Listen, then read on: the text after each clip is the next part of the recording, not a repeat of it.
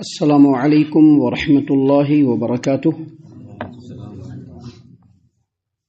اعوذ باللہ السمیع العلیم من الشیطان الرجیم من ہمزہ ونفخہ ونفثہ۔ بسم اللہ الرحمن الرحیم۔ قال فما خطبک یا سامری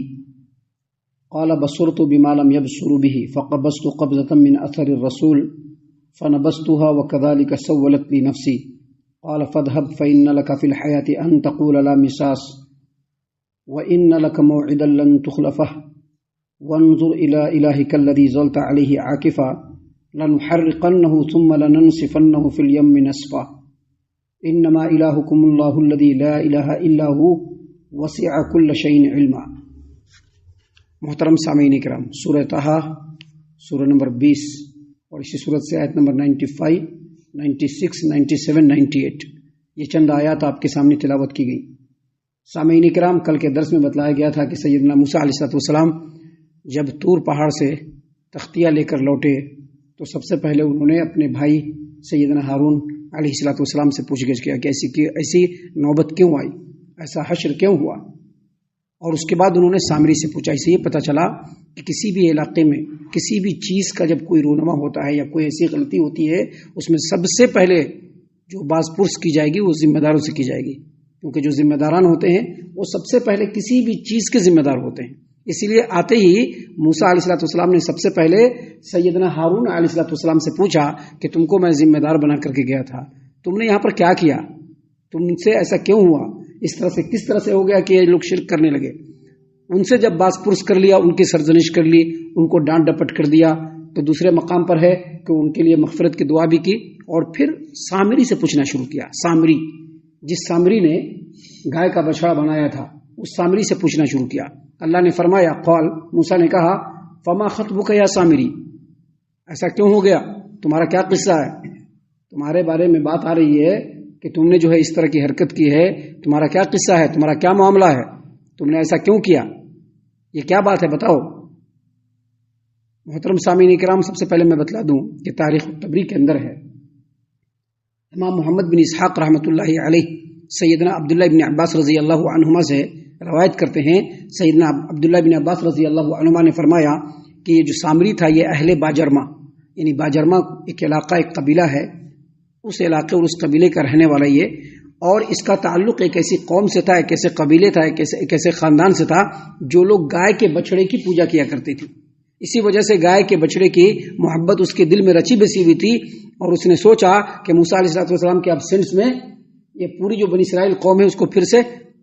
گائے کے بچڑے کی پوجا پر لگا دیں۔ سامعین کرام، بعض اہل علم نے کہا ہے کہ اس کی جو بستی کا نام تھا سامرا تھا، جس کی طرف منسوب ہو کر کے وہ سامری کہلایا۔ سامعین کرام، جب سیدنا موسیٰ علیہ السلام نے پوچھا کہ فما خطبک یا سامری، اے سامری تیرا کیا معاملہ ہے، تیرا کیا قصہ ہے، تو اس نے کہا، بصرت بما لم یبصروا بہ، میں نے وہ چیز دیکھا جس کو لوگوں نے نہیں دیکھا۔ فقبضت قبضۃ من اثر الرسول، میں نے فرشتے کے نقشے پا سے، یعنی فرشتے کا جو قدم جہاں پر رکھا تھا اس کے نیچے سے، قبضۃ من اثر الرسول، ایک مٹھی مٹی اٹھا لیا میں نے۔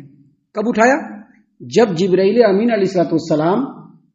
فرعون کو ہلاک کرنے کے لیے آئے تھے، اور وہ جس سواری پر سوار تھے، وہ سواری جو چل رہا تھا گھوڑا، اس کا جو ٹاپ پڑا جہاں پہ، وہاں سے میں نے ایک مٹی اٹھا لیا جس کو لوگوں نے نہیں دیکھا، میں نے دیکھ لیا۔ اصل میں جادوگر قسم کے لوگ جو ہوتے ہیں وہ ایسے ہی ہوتے ہیں، پیترا کرنے والے۔ اس نے اٹھا لیا، کہا کہ میں نے اٹھا لیا مٹی، اور اٹھانے کے بعد جب بنی اسرائیل نے اپنے تمام زیورات کو آگ میں ڈالا پگھلنے کے لیے، تو میں نے اس میں وہ مٹی ڈال دیا، اور وہ مٹی جو ہے بچڑے کی شکل بن گیا۔ حالانکہ پوری بات ایسا نہیں ہے، پوری بات اس طرح سے کہ اس نے پوری چالاکی کے ساتھ ہارون علیہ السلام سے دعا بھی کروایا۔ جب وہ زیورات پگھل گئے، لکوڈ بن گیا، تو اس کو پھر سکھا کر کے اس نے بچڑے کی شکل بھی دیا، ایک حساب سے اس نے اس کو بنایا۔ لیکن اس نے موسیٰ علیہ السلام کو کہا کہ میں نے فرشتے کے گھوڑے کے ٹاپ کے نیچے سے ایک مٹھی مٹی اٹھا لیا تھا، اور اس میں ڈالا تو وہ بچڑا بن گیا، اور اس طرح کا بچڑا بنا کہ اس میں جب ہوا آر پار ہوتا تھا تو اس میں سے آواز نکلتی تھی۔ محترم سامعین کرام، یہ تو اس کا جواب تھا جو اس نے دیا، ٹیکنیکلی اپنا جو جواب دیا، لوگوں کو بتانے کے لیے یا موسیٰ علیہ السلام کو سمجھانے کے لیے، لیکن اصل بات اس کے برعکس کیا بات تھی؟ وہ چاہتا تھا کہ موسیٰ علیہ السلام کے مقابلے میں وہ خود لیڈر بن جائے، کیونکہ اس کا نام بھی موسیٰ بن ظفر، جیسا کہ حافظ ابن کثیر رحمۃ اللہ علیہ نے اپنی تفسیر ابن کثیر کے اندر امام محمد بن اسحاق سے اور انہوں نے سیدنا عبداللہ بن عباس رضی اللہ عنہما سے روایت کیا کہ ظاہری طور پر یہ مسلمان ہوا، بنی اسرائیلیوں کے ساتھ رہنے لگا اور اس کا نام موسیٰ بن ظفر تھا۔ جب دیکھا کہ سیدنا موسیٰ علیہ السلام چلے گئے ہیں کوہ طور پہاڑ پر اللہ تبارک و تعالیٰ کا پیغام لانے کے لیے، تو ان کے ابسینٹ میں اس نے پہلے ہی تاڑ دیا تھا کہ ہارون علیہ السلام ذرا کمزور ٹائپ کے آدمی ہیں، ان کو کلچ میں لیا جا سکتا ہے، ان کو کلچ میں لے کر کے جو چاہیں گے کر لیں گے، بس اس نے دبا دیا۔ اور قوم اس نے یہ بھی سوچا کہ موسیٰ علیہ السلام کے مقابلے میں مجھ کو لیڈر بننا ہے تو کوئی ایسا راستہ اختیار کیا جائے جو قوم کے لیے آسانی ہو۔ تو بنی اسرائیل جو قوم تھی وہ پہلے سے ہی گوشالہ پرستی، یعنی گائے کی پوجا کرنے پر وہ پہلے سے ہی وہ لوگ ریڈی تھے، بس موسیٰ علیہ السلام نے روکا تھا شریعت کی روشنی میں۔ جب اس نے کہا تو فوراً پوری کی پوری قوم مان گئی، اور اس نے وہی راستہ اختیار کیا کہ موسیٰ علیہ السلام سے جسٹ اپوزٹ ایسے راستے کو اختیار کیا جائے جس کو قوم پسند کرتی ہے۔ اور اس کے بعد اس نے اپنا داؤں کھیلا، اتنی بری حالت بنا دی کہ جب سیدنا ہارون علیہ السلام نے لوگوں کو منع کیا، جیسا کہ پیچھے ہم نے آپ کو بتلایا کہ جب انہوں نے منع کیا تو پوری کی پوری قوم بپھڑ گئی سیدنا ہارون علیہ السلام کے مقابلے میں، پوری قوم بپھڑ گئی اور بپھڑ کر کے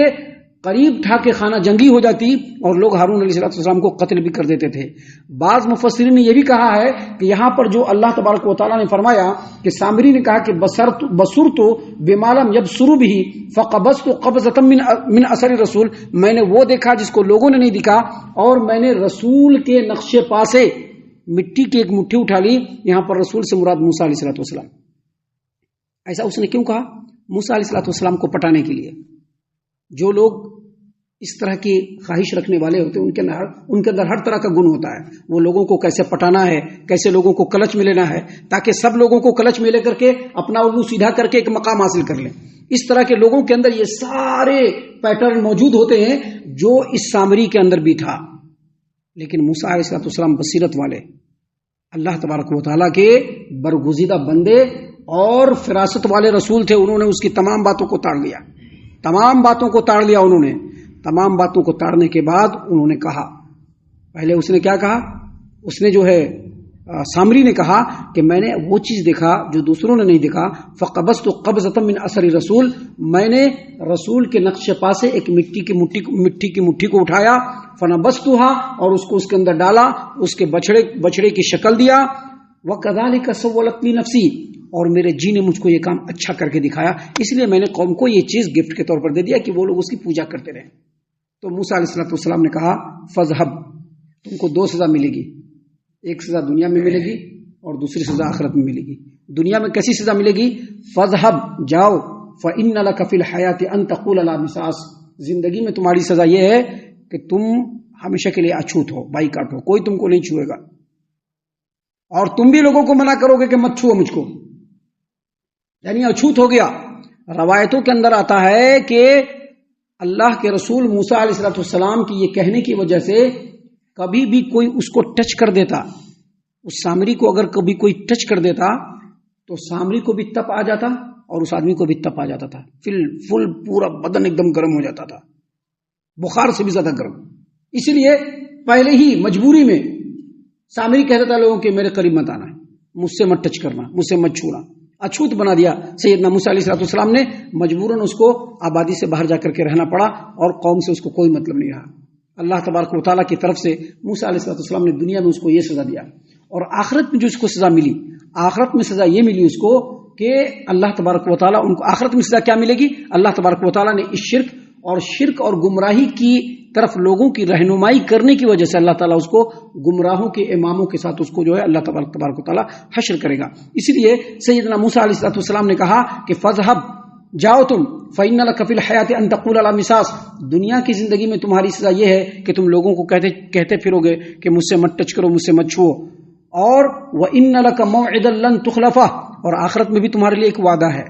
وعدہ کیا ہے؟ وعدہ وہی ہے کہ جو لوگ مشرک ہوتے ہیں یا جو لوگ شرک کی طرف رہنمائی کرنے والے ہوتے ہیں یا جو لوگ گمراہی کے امام ہوتے ہیں، ان کو جو بدترین سزا ملنے والی ہے، اے سامری تجھ کو بھی وہ سزا ملے گی، لن تخلفا، اور یہ جو اللہ کی طرف سے جو وعدہ کیا گیا ہے اس وعدے کی خلافی کبھی بھی نہیں کی جائے گی، تم کو آخرت میں سزا مل کر کے رہے گی۔ سامعین کرام، اس کے بعد موسیٰ علیہ السلام نے مزید سامری سے کہا وانظر الی الہک الذی ظلت علیہ عاکفا، یہ جو بچڑے کو تم نے جو معبود بنایا اور اس کے سامنے جو تم مجاور بن کر کے بیٹھ گئے اور اس کی پوجا پاٹ میں جو لگ گئے ہو، اس کو دیکھو ابھی اس کا کیا حشر کرتے ہیں، اس کو دیکھو یہ جو بت ہے اس کا کیا حشر کرتے ہیں۔ وانظر الی الہک الذی ظلت علیہ عاکفا لنحرقنہ، اس کو ابھی ہم جلائیں گے سب کے سامنے، اور موسیٰ نے سب کے سامنے جلایا اس بچڑے کو۔ ثم لننسفنہ فی الیم نسفا، اس کو جلانے کے بعد جو اس کا راکھ ہوگا، اس کے راکھ کو تمام سمندروں کے اندر بکھیر دیں گے تاکہ اس کا نام و نشان اس روئے زمین پر باقی نہ رہے۔ اس سے یہ پتہ چلا کہ شرک اور کفر کو مٹانا یہ توحید کا سب سے پہلا اسٹیپ ہے کہ شرک اور کفر کو مٹایا جائے۔ ان تمام باتوں کو کہنے کے بعد سیدنا موسیٰ علیہ السلام نے تمام لوگوں کو مخاطب کرتے ہوئے کہا انما الہکم اللہ الذی لا الہ الا ہو۔ سامری نے کیا کہا تھا؟ سامری نے بچڑے کو بنا دیا، بچڑے کو بنانے کے بعد کیا کہا؟ بچڑے کی شکل بنایا، اس نے سونے چاندی کے زیورات سے بچڑے کی شکل بنایا، اور بچڑے کی شکل بنانے کے بعد کیا کہا اس نے کہ یہی تمہارا معبود ہے اور موسیٰ کا بھی معبود ہے۔ لیکن موسیٰ کو معلوم نہیں، بھول گیا، گمراہ ہو گیا موسیٰ، اس لیے چلا گیا طور پہاڑ پر۔ کیوں؟ یہ سارے کے سارے ٹیکٹکس اس کو اسی لیے تھے کہ موسیٰ کو سائڈ لگایا جائے اور خود لیڈر بن کر کے بیٹھ جایا جائے، اسی لیے اس نے یہ سارا کھیل کھیلا تھا۔ اور دنیا میں بھی جو لوگ ذرا لیڈر بننے کے خواب میں جو لوگ رہتے ہیں یا لیڈر بننا چاہتے ہیں، وہ لوگ کے اندر یہی سب گن ہوتے ہیں۔ وہ اس طرح سے راجنیتک بازی کریں گے کہ سانپ بھی مر جانا اور لاٹھی بھی بچ جانا، یعنی جو ہمارے مقابلے کا ہے وہ پیچھے بھی چلے جانا، ہمارا مقام بھی بڑھ جانا اور سب کے سامنے میرا چہرہ لال بھی رہنا۔ تو یہی پیٹرن اختیار کیا تھا، لیکن موسیٰ علیہ السلام نے ان تمام باتوں کو سمجھ کر کے دیکھ لیا کہ اس نے میری قوم کو گمراہ کرنے کی بھی کوشش کی اور لیڈر بننا بھی چاہا، تو اپنے قوم کے لوگوں کے سامنے کہا انما الہکم اللہ الذی لا الہ الا ہو، یاد رکھو تم لوگوں کا معبود وہی اللہ ہے جس کے علاوہ کوئی عبادت کے لائق نہیں۔ یہ جو کہہ رہا ہے سامری کہ یہ بچڑا تم لوگوں کا معبود ہے، اس کی بات بالکل غلط ہے۔ تم لوگوں کا معبود وہی ہے جس کے علاوہ کوئی عبادت کے لائق نہیں، جو سب کا پروردگار ہے، پورے کائنات کا پالنہار ہے، وہی تم لوگوں کا معبود ہے۔ وسع کل شیء علما، اور جو تمہارا معبود ہے اس کا علم تمام کائنات کو اپنے احاطے میں لیا ہوا ہے، ہر چیز کے اوپر اس کا علم جو ہے وسیع ہے۔ سامعین کرام، یہاں پر موسیٰ علیہ السلام کی نصیحت ختم ہوتی ہے۔ آگے ابھی اور بھی باتیں ہیں جو اللہ تبارک و تعالیٰ نے بیان فرمائے ہیں، جس کو انشاءاللہ ہم کل اور کل کے بعد کے دروس میں آپ کے سامنے پیش کریں گے۔ ہم اللہ سے دعا کرتے ہیں کہ اللہ تعالیٰ ہم تمام کو ان باتوں کے اوپر خوب غور و فکر اور تدبر کرنے کے ساتھ ساتھ ان باتوں کے اوپر عمل کرنے کی بھی توفیق عنایت فرمائے، آمین۔ اللہ تعالیٰ ہم تمام کو صحیح معنوں میں پکا سچا مومن مسلمان بنائے، اللہ اور اس کے رسول صلی اللہ علیہ وسلم کا مطیع و فرما بردار بنائے، صحابہ کرام رضی اللہ عنہم کے طریقے پر چلنے والا بنائے، جنت الفردوس میں جگہ عطا فرمائے۔ اے اللہ ہم تمام کو جہنم سے پناہ دے، اے رب العالمین ہم تمام کو جہنم سے پناہ دے، اے مالک الملک ہم تمام کو جہنم سے پناہ دے، آمین یا رب العالمین۔ وما علینا الا البلاغ المبین۔ تبارك الذي نزل الفرقان على عبده ليكون للعالمين نذيرا